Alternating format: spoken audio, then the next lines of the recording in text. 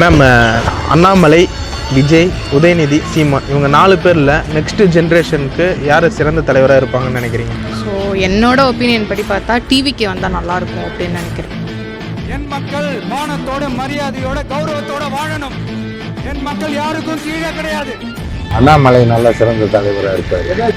திராவிட முன்னேற்ற கழகம் ஆட்சிக்கு வந்த பிறகு 2021 மேலிருந்து ஒரு செய்தித்தாள தினமும் திறந்து பார்த்தீங்கன்னாவே அது குற்றம், கொலைகள், கற்பழிப்பு, ஆணவ படுகொலை, ஊழல். திராவிட முன்னேற்ற கழகத்தினுடைய அமைச்சர் பெருமக்கள் பொதுமக்கள் எந்த அளவுக்கு இழிவாக நடத்துறாங்க. அவர் படிச்சிருக்காரு, பண்பா பேசுறாரு, நல்ல தரமா இருக்கு அவரோட பேச்சுவார்த்தை. சுதந்திரத்துக்கு பிறகு எத்தனை ஆண்டுகள்?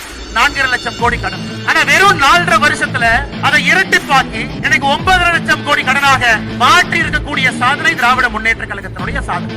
பாமர மக்களுக்கு கூட தெரியுதுன்னு சொன்னா இன்னைக்கு அண்ணாமலையோட பேச்சு தான் மெயினா காரணம்.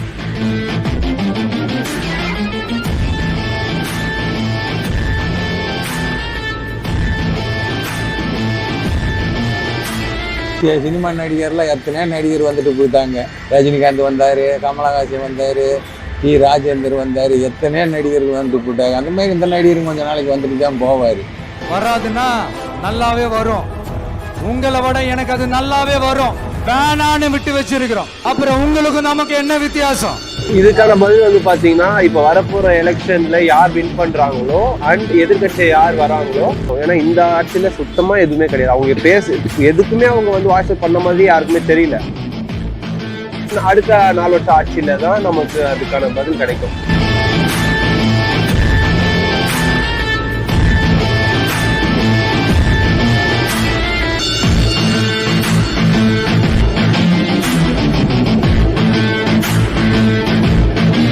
மேம் அண்ணாமலை, விஜய், உதயநிதி, சீமான் இவங்க 4 பேரில் நெக்ஸ்ட் ஜென்ரேஷனுக்கு யார் சிறந்த தலைவராக இருப்பாங்கன்னு நினைக்கிறீங்க? ஸோ என்னோட ஒப்பீனியன் படி பார்த்தா டிவிக்கு வந்தால் நல்லாயிருக்கும் அப்படின்னு நினைக்கிறேன்.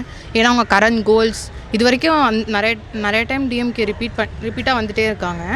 ஸோ இவங்களுக்கும் ஒரு வந்தால் என்ன தான் பண்ணுறாங்கன்னு பார்ப்போம். ஏதாச்சும் மேம் சொல்கிறீங்க டிவிக்கு வந்தால்? அவரோட ஸ்பீச்சாக இருக்கட்டும், அவர் நிறைய விஷயத்துக்கு வாய்ஸ் ஓவரே கொடுக்க மாட்டேங்கிறாரு, மௌனமாக இருக்கிறதா சொல்கிறாங்க. அப்படின்னு இல்லை, அவரும் இப்போ தான் பிகின் பண்ணியிருக்காரு இந்த ஜேர்னியை. ஸோ இதுக்கப்புறம் அவர் நல்லா பண்ணுவாருன்னு ஒரு நம்பிக்கை தான். அண்ணாமலை நல்ல சிறந்த தலைவராக இருப்பார். அவர் படிச்சிருக்காரு, பண்பா பேசுறாரு, நல்ல தரமா இருக்கு அவரோட பேச்சுவார்த்தை. நிறைய வந்து மக்களுக்கு இன்னைக்கு அரசியலை இவ்வளவு தூரத்துக்கு வெளியே பப்ளிக்கில் கொண்டு வந்திருக்காருன்னு சொன்னா பாமர மக்களுக்கு கூட தெரியுதுன்னு சொன்னால் இன்றைக்கி அண்ணாமலையோட பேச்சு தான் மெயினாக காரணம். அடுத்து செகண்டு எடுத்தோம்னு சொன்னால் சீமானை சொல்லலாம். அப்புறம் சினிமா நடிகர்லாம் எத்தனையோ நடிகர் வந்துட்டு போயிட்டாங்க. ரஜினிகாந்த் வந்தார், கமலஹாசன் வந்தார், டி ராஜேந்தர் வந்தார், எத்தனையோ நடிகர்கள் வந்துட்டு போயிட்டாங்க. அந்த மாதிரி இந்த நடிகரும் கொஞ்சம் நாளைக்கு வந்துட்டு தான் போவார். அதனால் என்னையை பொறுத்த வரைக்கும் என்னுடைய ஒப்பீனியன் கண்டிப்பாக அண்ணாமலை வந்தால் நல்லா இருக்கும்னு நான் நினைக்கிறேன். அண்ணாமலை வந்தாருன்னா எடப்பாடி தான் வருவார். எடப்பாடிக்கு தான் சாய்ஸ் இருக்குது. இன்னும் முடிவு பண்ணலை, யாரும் முடிவு பண்ணாமல் அப்படியே ஓடிக்கிட்டு இருக்கு. அந்த மாதிரி முடிவாயிருச்சுன்னு சொன்னால் அண்ணாமலை வந்தாருன்னு சொன்னால் எடப்பாடிக்கு வர வாய்ப்பு இருக்குது. இதுக்கான பதில் வந்து பார்த்தீங்கன்னா இப்போ வரப்போகிற எலெக்ஷனில் யார் வின் பண்ணுறாங்களோ அண்ட் எதிர்கட்சி யார் வராங்களோ அந்த அடுத்த 4 வருஷம் ஆட்சியில தான் நமக்கு அதுக்கான பதில் கிடைக்கும்.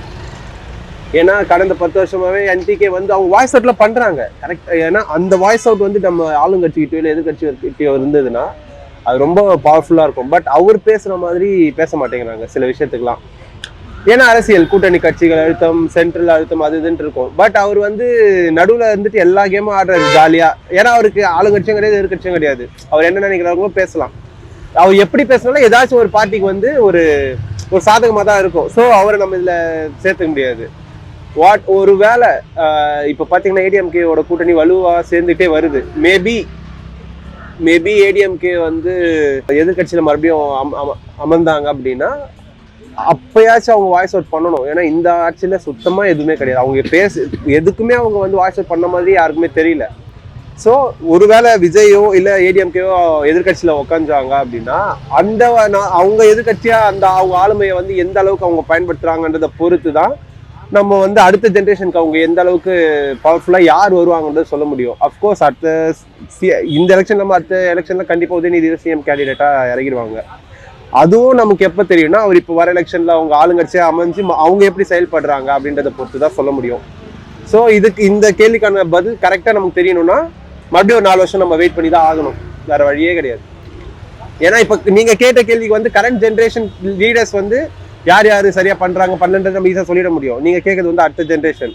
ஸோ இந்த எலெக்ஷன் நம்ம வெயிட் பண்ணி இதில் யார் வின் பண்ணுறாங்க, யார் எதிர்கட்சியாக உட்காடுறாங்க, அவங்க 2 பேர் எப்படி அடுத்த 4 இயர்ஸ்க்கு அவங்க எப்படி ஆக்டிவாக இருக்காங்கன்றதை பொறுத்து தான் நம்ம இதுக்கு ஒரு பதிலுக்கு நம்மளால் வர முடியும். இது என்னோட கருத்து. எஸ்.